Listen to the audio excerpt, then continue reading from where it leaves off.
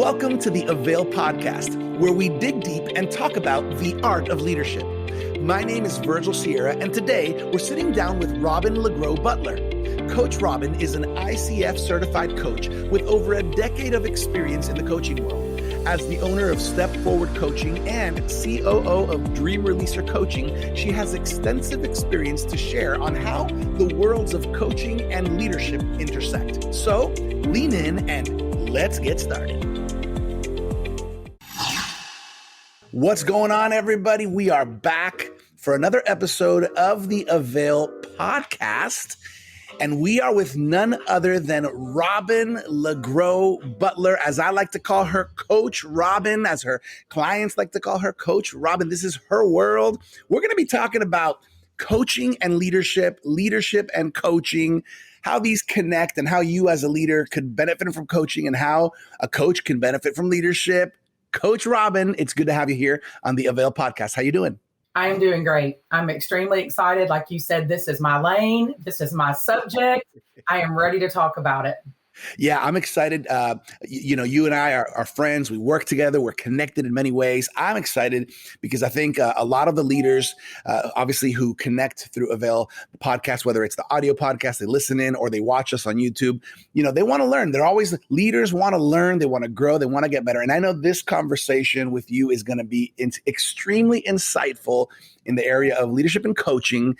So here's what I want to do, Coach Robin, before we jump into kind of the meat of the conversation. Can you just tell us a little bit about your story, maybe where you came from, and obviously what led you to where you are and what you're doing now? Oh my goodness. I've got a beautiful story.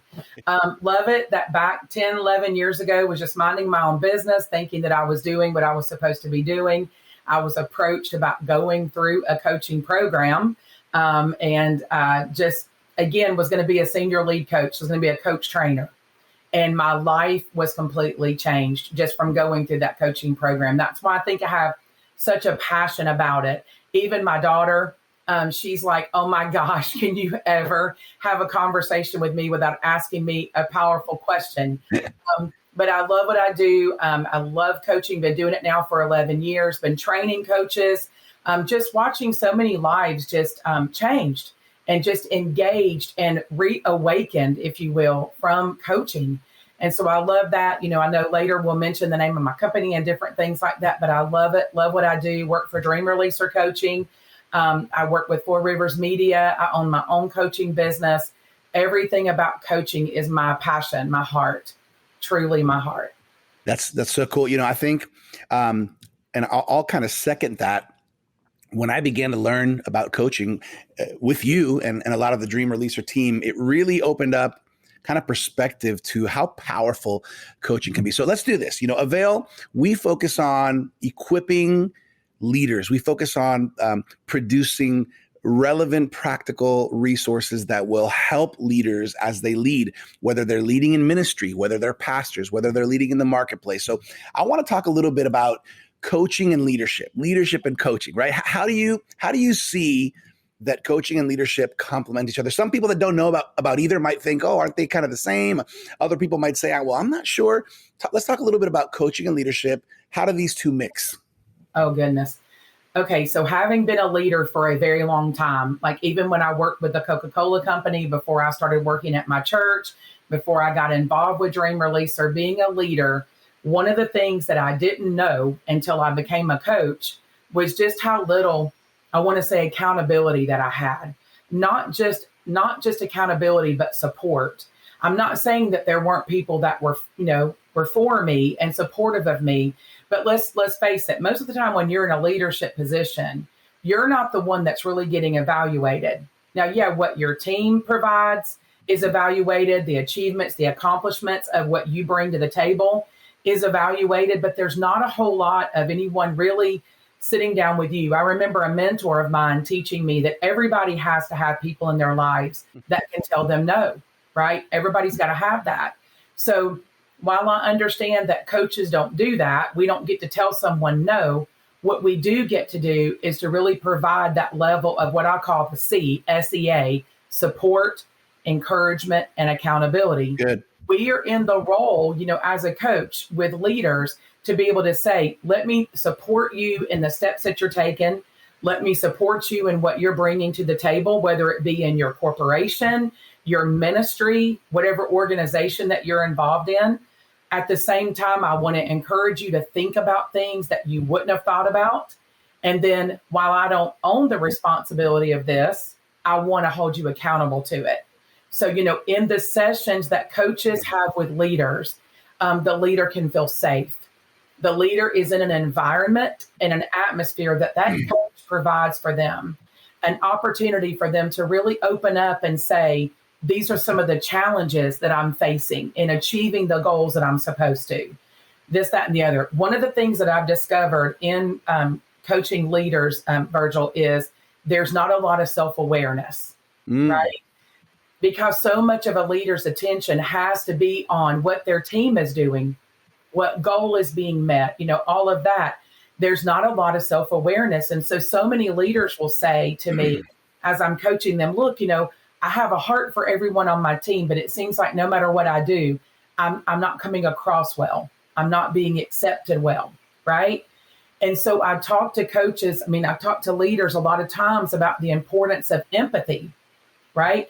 That's one of the key things for a leader to have is empathy, not sympathy, not saying so much relationship that the person that works with you thinks, well, Virgil's never going to get mad at me, so I could do whatever I want to. Right. No, there's expectations. There are things that should be expected and achieved. At the same time, if you want a better result from the people that are on your team, you oftentimes have to consider a different approach. And that comes through being aware of empathy, right? Just understanding the best way to approach your team members. That's one thing that I coach leaders on a lot. Another area is just motivation. Leaders sometimes are not motivated properly, because again, it is so much about meeting expectations that they get in that place to where they lose the motivation and they'll ask themselves, why am I doing what I'm even doing? And, I'll have leaders ask me that, why am I even doing this? And I'll say, that's a very good question. Why are you doing this? Just putting that back on them and giving them that opportunity in a safe environment. I know I keep saying safe environment, but there isn't always a lot of places that you can really let down your guard and be yourself. The thing that I love so much about coaching in the area of leadership is coaching is all about confidentiality. If I break confidence between myself and a client, I have no more business. So there's always that understanding that they are in that environment that allows for that. So the self-awareness that it brings to a leader, safety net that it brings to a leader, the support, the encouragement, and again, the accountability. Just, what do you need to motivate you? What's standing in your way? I love the questions. If your department could be different, if your ministry could be different, if your corporation could take a different turn, what steps would you take in order to move it there? Where do you want to see this go? Where do you want to see this go?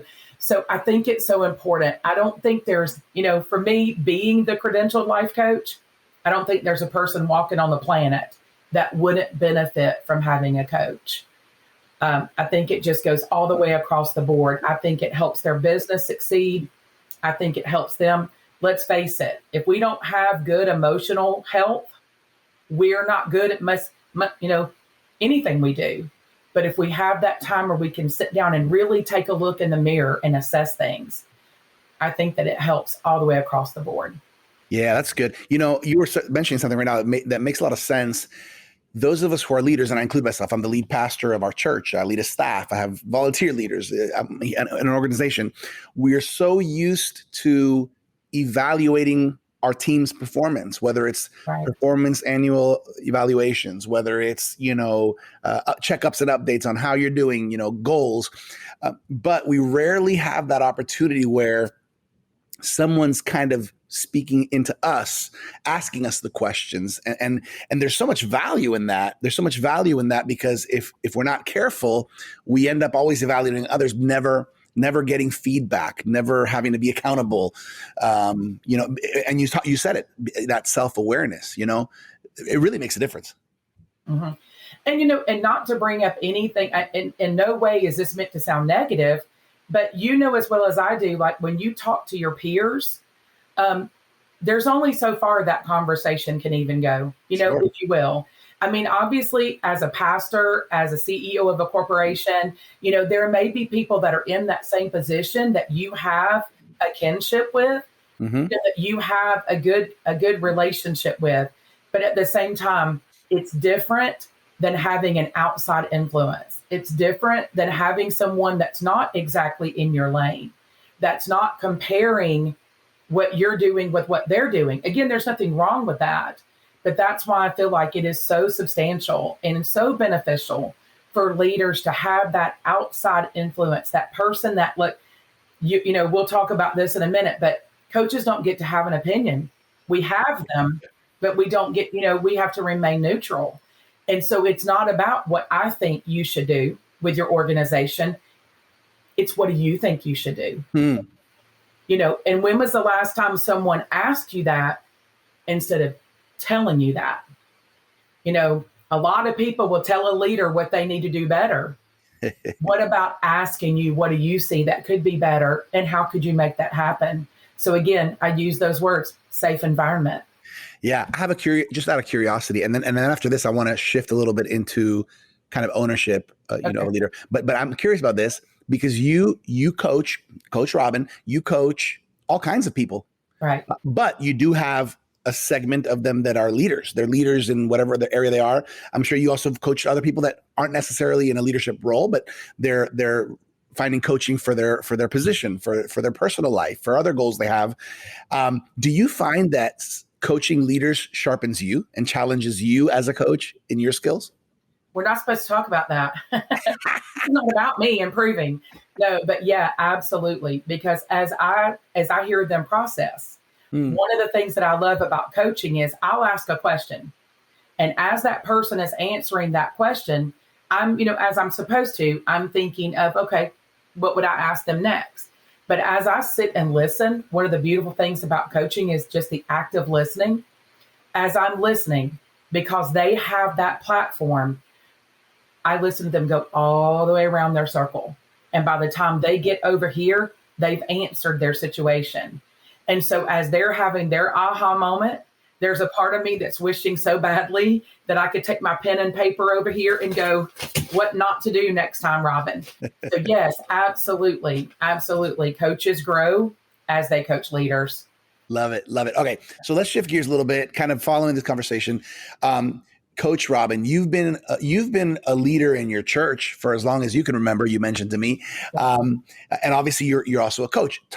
Talk to us about the importance of taking ownership as a leader, because I think one of the things that's easy for us as leaders, especially when we lead a lot of people and a lot of moving parts, it's easy to blame shift, or it's easy to say, well, they should have. Or let's talk a little bit about leadership and ownership, and what are some thoughts you have on this? Oh man.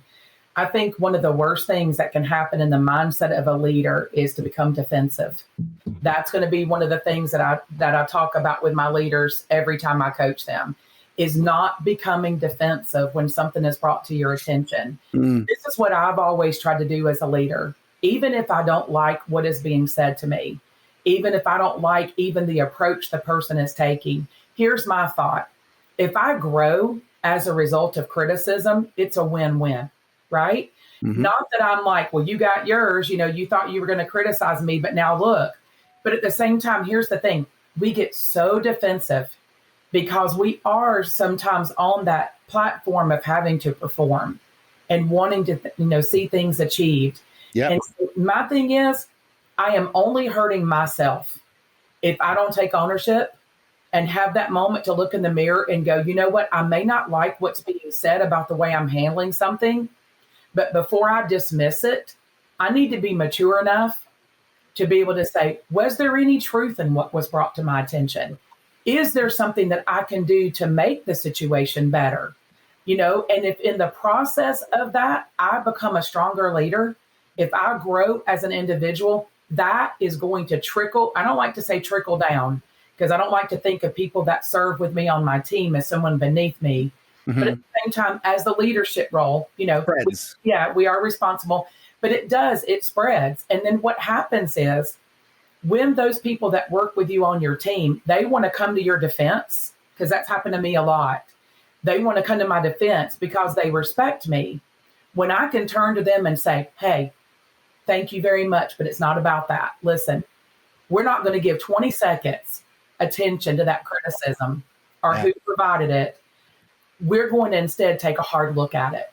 And we're going to say, you know what, if there's any truth to that, what can we do to make our church, our ministry, our section, our organization better? And so I think it's so important to take ownership. It doesn't only grow you, but to me, it just makes the people that serve with you respect you even more. When they can see that you're not pouting and spouting, but instead you're embracing and you're looking at it. I say this, I use so many little catchphrases and words, but one of the things that I use so much is assess, accept, and adjust. When something is brought to your attention as a leader, if it happens in a coaching session where your self-awareness is, being raised to the surface, or if it comes to you from a peer that is seeing something and they're speaking it kindly, or if it's someone speaking rudely, assess it. Take the time to assess the whole circle and then accept it. Accept, okay, because of what I've realized during that assessment, this is what I have to accept. Sometimes it is, I accept that they were wrong. Sometimes it is, I accept that whether I like it or not, they were right. And then the third is adjust. Then how do we make the adjustment to what we realized, what we discovered while we assessed it, put our feelings aside and assessed it.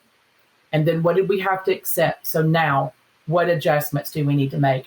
That is ownership. Yeah, that's good. I think as leaders, this is a great conversation. I think there's a lot of leaders leaning in right now because sometimes we're so focused on, leading and evaluating things that we don't look in the mirror, so to speak. You mentioned something, Coach Robin, as we were talking in preparation for this podcast, that the best way that a leader can serve the people they lead is by learning to coach themselves and learning to coach and take responsibility for the coaching of their team members, really taking a look at the organization and your own leadership. So what are some tips or strategies that you have or some thoughts on this aspect of learning how to coach yourself as a leader and also owning that responsibility for the team? Hire a coach. So, in all honesty, like I had said, everyone has to have someone in their life that tells them no, right? That brings things to their attention. Another thing that I do, some of the action steps that my clients set seem so simple. It's almost like the people that consider themselves a little more intelligent might think that's so simple. And yet, how often would we not do this? And here's what it is. Literally setting an alarm.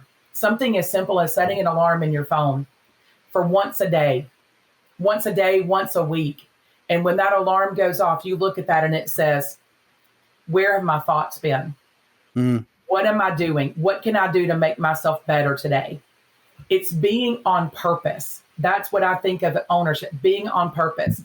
Scheduling that coaching session, putting that simple alarm in your phone, having someone that holds you accountable. If it's not a coach, then make it a peer, someone that you can check into. That every week you check in with each other and say, okay, when we talked last week, this is what you said you needed to accomplish. This is something that you said you needed to consider.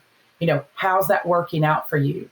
And like I said, if you're not comfortable doing it with a person, do it with a coach or do it for yourself. There is nothing more powerful to me than just the simple looking at yourself in the mirror. Really, literally looking at yourself in the mirror and just saying, what's going on? I see myself, but what's really happening right here? What's really happening right here? And as a result of that, what's coming out right here? How are the words that I'm speaking, the body language that I'm presenting, the values that I'm living out? What message is that sending to the people that I'm expecting, Virgil, to wake up every day wanting to follow me? What makes me the person that someone would want to be in tandem with? Those questions of accountability are huge, and they only make us better. Ignoring those things might make it less challenging, but then we're not a leader, Virgil. We're a manager. Mm-hmm. We're just managing what takes place on a daily basis. We're waiting for something to happen so then we can react to it. I don't want to react. I want to act. I don't want to have to respond to something. I want to take initiative. How can I, as a leader, be better? How can I, as a leader, be stronger? How can I grow? Taking hard looks. Whether you're an innovator in ministry, business, or your community, Avail Plus is designed to take you to the next level. What is Avail Plus? It's an exclusive leadership resource that offers access to brand new premium resources like books, study guides, and masterclasses. It's a chance to connect with other leaders on live calls and classes. It's early access to materials no one else has held in their hands. It's the catalyst to your next season of growth as a leader. To find out more about how you can become a member of Avail Plus, head over to theartofleadership.com/Avail-Plus. This is a great conversation, and this is great for us as leaders to think about this. We've also, I learned this actually, we'll talk about dream releaser coaching a little bit ahead, but I learned this with you as I was going through some of my beginning steps of learning how to coach. Mm-hmm. And it's the GROW model. It's the acronym GROW, GROW that you use, that I think it's a practical tool that leaders can use. Can you share a little bit about that? Absolutely. I mean, most people that have heard of GROW, right? And so they know that G is the goal, R is reality, O is options/opportunities, mm-hmm. and always add obstacles in there, because we know that as we are discovering opportunities, then we always see the obstacle that might have been stopping that. Right. And W is willing. Okay. So when I'm asking questions of the people that I'm coaching, I don't usually use the GROW, but I'll ask questions like, if this could turn out the way you want it to, what does it look like? Mm-hmm. If this could improve to the place that you need it to, what does that look like? Where do you want the end result to be? Whatever it is. I always say this too. Now I'm skirting around this a little bit, but I think this is important. I always say that coaching, go with me here, is generically specific. Okay. I'm not contradicting myself, but generically specific. And here's why. Those questions can be asked of anyone. It can be asked of the pastor of the church, the person that's over a particular division of the church, and people that are serving in the church. Where do you want to see this go? If this could look like you want it to, what would that look like? And then after they identify that, then you move to, okay, so where do things stand right now? What is the current position of things? What's the current reality? And then after that, after they've established that, then I'll repeat it back to them, because very often you don't realize what you just said. Okay. Mm-hmm. You said something, but you don't really hear what you said. So then as a coach, when I'll say, okay, so what I'm hearing is you're wanting this to happen with your ministry, this to happen with your business, and this is where things stand right now. So with all that said, what opportunities do you feel like you have available to you to begin to move that goal forward? What is available? What options do you have to turn this around? What options do you have to move this forward? And then, as I said, almost always, but the obstacles will come up. If not, when they present the opportunities, I'll say, so let's talk about this for a second. What has been standing in your way? So if this is what you want and this is where it is, but then, very quickly you presented options and opportunities that you have available to you. So what is stopping this from moving forward? And a lot of times they'll identify, like I said, the obstacles, and then we can process those too, right? So how do we overcome those obstacles? What would be the first step you would need to take? Who's involved in that? Mm-hmm. What kind of conversation needs to happen? All those, I love it. But then a lot of times what'll happen is they'll say, I think the obstacle is me. I think that I don't have the confidence, or because I was burned before, or because I'm not sure that I really have the support that I need, or because I'm not sure that my team can pull this off. Then I moved to the W. Okay, so let's talk about it. Sounds like you're going to have some things to work through. Before we can set action steps, I want to know this. How willing are you? How willing are you to do what it's going to take? How willing are you to make the investment, knowing that it may be a minute before the return? Mm. How willing are you to adjust the way you've been thinking, adjust the way you've been approaching? How willing are you to make some adjustments on your team? We don't have to like this, but sometimes we discover that the people that we have serving in certain areas have no business serving in those areas. Mm. And so even coaching helps with that, because it's okay. So then what's the best approach you can take with that person? What kind of relational capital do you have with them? How about this one? How influential are they within your ministry? Sure. That as leaders, a lot of times you make one decision, but there's a whole lot of reaction to it. So coaching a leader and just owning that, getting them to say, so this is what you want. This is where it is. These are the opportunities you have available to you. What will you do now to begin to pull that off? What is the first action step? One other thing before we move on. I've always been that person, that used to say all or nothing. I always felt like all or nothing. Put your all into it. Mm-hmm. And the beautiful freedom, I'm going to say those two words again. The beautiful freedom that comes in coaching is recognizing it really is okay to do something. It really is okay to take one step at a time. If your mentality is that you got to make everything perfect or else, guess what? You're going to walk through life disappointed and frustrated all the time. But if you can say, while I may not be able to reach this goal immediately, while I may not be able to, get rid of this frustration or discord or whatever that's going on, what is one thing I can do to begin to move it in the right direction? So, I say step forward, a new path awaits you. I don't say run. I don't say leap.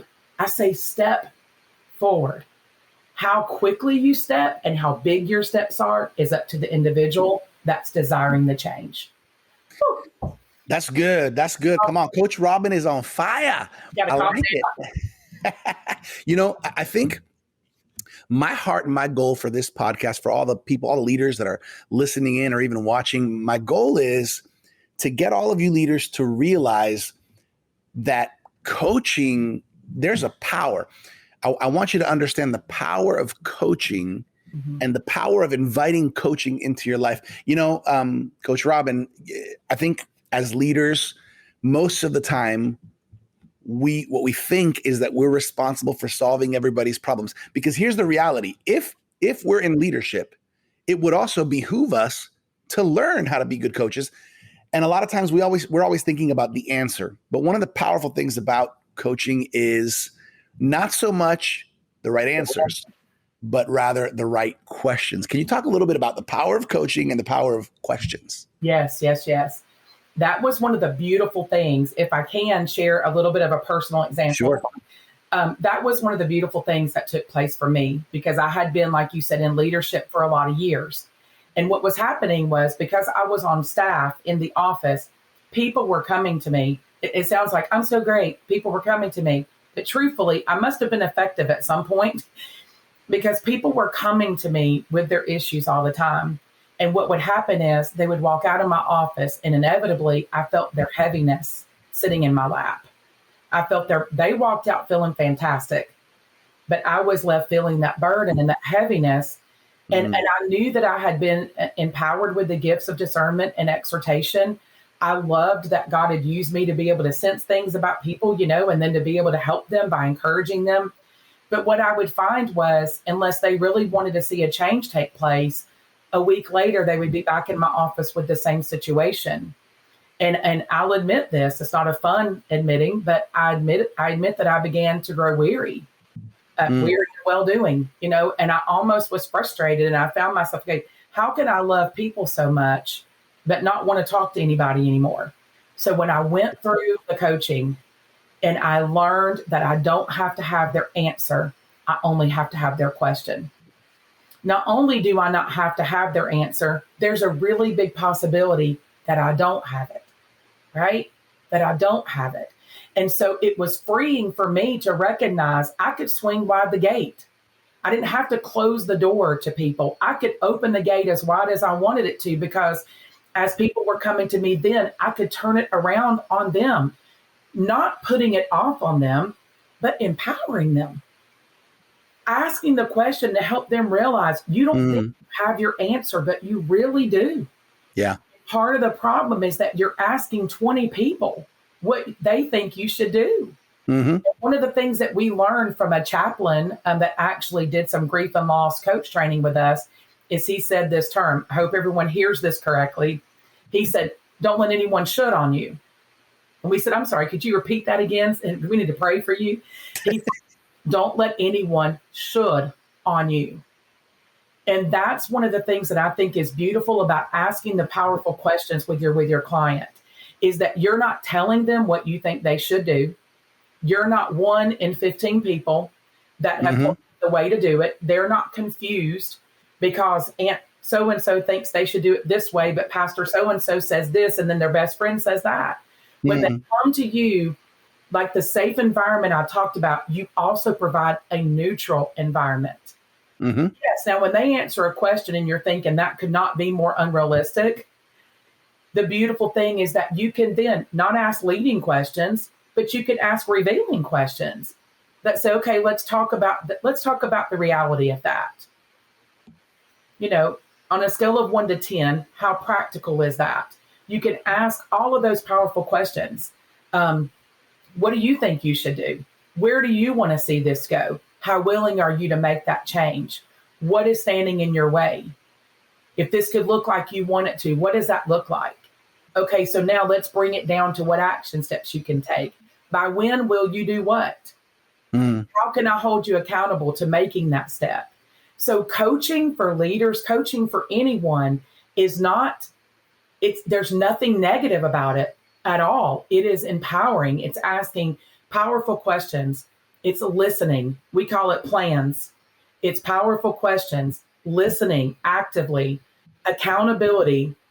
We say no opinion, but it's also neutral because, of course, everyone has an opinion, but keeping your opinion out of it, you're neutral. And then here's the big one, silence. Honestly, sometimes as a coach, you would find yourself thinking, wait, how is this benefiting this leader if I'm silent? When was the last time anyone just allowed them to talk? Just allowed them to process things. Sure. To hear themselves say things. So many of my clients will be right in the middle of a conversation and they'll pause. And it would be so easy for me to jump in with a question because of the awkwardness that you feel for a moment. But then literally they'll say something along the lines of, but now that I think about that, it almost seems this way. Just giving them that time. So the powerful questions are huge, yes. Holding them accountable, yes. But at the same time, listening, valuing them, encouraging them, empowering them, supporting them. All of that is so essential and is so used in coaching. So good. This is great. I think when somebody who's listening right now, leader, can begin to understand the power of coaching, there's kind of multiple angles. One is the power of having a coach, right? Somebody that's asking me those questions and challenging me in ways that other people aren't, right? Another one is the power of coaching myself, right? Which is really evaluating and assessing who I am, where I am, how I'm doing things, which a coach is going to help us with. Then there's the aspect of the power of coaching others, right? And I think we underestimate all of these, but I think in conversations I've had recently, Coach Robin, I've realized that there are a lot of people interested in learning about coaching. And so for people that are maybe leaning in, especially leaders, interested in learning more about coaching, Can you just tell a little bit about your story and then maybe some tips for somebody who's like, I'm interested. Where can I learn how to become a coach and how does this all work? Share with us a little bit about that. Absolutely. Well, I love this opportunity. Back in 2010, I went through Dream Releaser Coaching's coaching program. Sam and Brenda Chand, they attended my church. They attend my church. And as I said earlier, I was just minding my own business and they approached me about going through that program. Wow. And I could go, for days and time that we don't have, talking about how it changed my life. My expectation going into it was, sure, I respect Sam and Brenda. So yes, absolutely, I'll do this. It's an additional income stream to train coaches. So why not? And little did I know just how much it was going to change me, empower me, affirm me, right? No longer did I need that security for my identity that came from other people. Just everything that it did to change me was unbelievable. So Dream Releaser Coaching is the coaching program that I went through. Not only that I went through, but that I work for. I'm the COO of Dream Releaser Coaching and absolutely love everything that I do for them. We have, the program is 4 semesters. If you're interested in that, you can reach out to me about that, but you can also go to our website and it's simply dreamreleaser.com. And that will give you so much information about the program itself. And then from that, because of just what coaching had done for me, we are also accredited through the International Coaching Federation. Cool. And just as a side note, the more coaching grows, the more that is recognized and accepted, it's becoming more and more important that the program that you go through is definitely accredited, credentialed program. So I'm very proud that Dream Releaser Coaching does meet that expectation. I went through what I needed to go through to become credentialed through the International Coaching Federation. So I'm actually a professional certified coach through them. So that, so just an absolutely beautiful journey of just continued growth in becoming more and more involved in understanding what coaching is.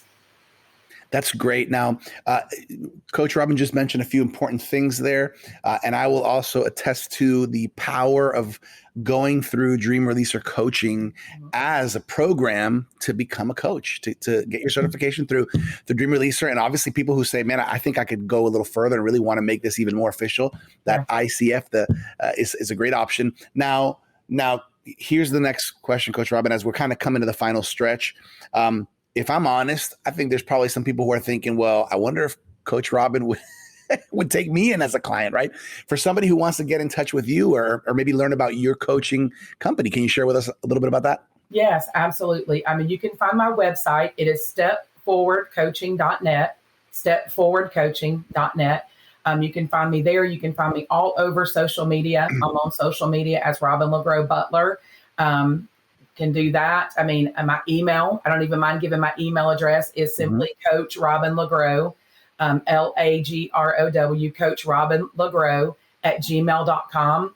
And we can talk about it. I can send you a calendar link and we can get you scheduled. I would absolutely love that. Well, you heard it, everybody, especially with how the world has shifted in the last 2 years.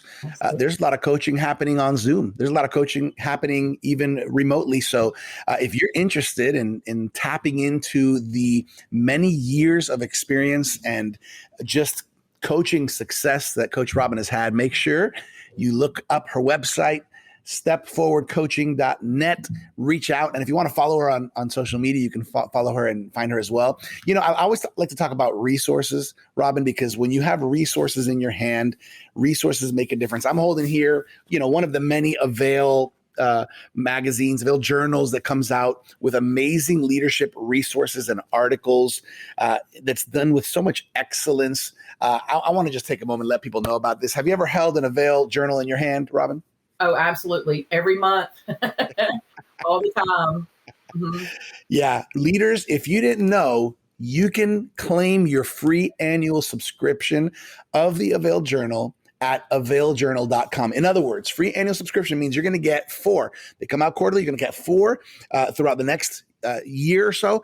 And for free. It's on us that first year. And I guarantee you, when this gets to your home, You're going to be excited every time it comes because there's going to be some great leadership articles. We have multicultural voices, multi-generational voices, amazing pastors, ministry leaders, marketplace leaders, you name it, leadership, practical, relevant resources. Avail Journal. So availjournal.com. You can claim your free annual subscription. Love, love, love this. All right, let's wrap things up here, Coach Robin. What's a final nugget you want to leave on everybody's heart as we close off this conversation? Wow. It's interesting because I was thinking of how I would end this, of all the different things that I could say. The biggest thing that I would say is don't overlook the importance of self-care. In all honesty, that's the biggest thing. I deal with so many leaders who are so frustrated and they're just so, not to get all emotional, but they're weary. There's so many changes that have taken place in the last couple of years with church attendance. I mean, we could go on and with so many things. And don't overlook the importance of self-care.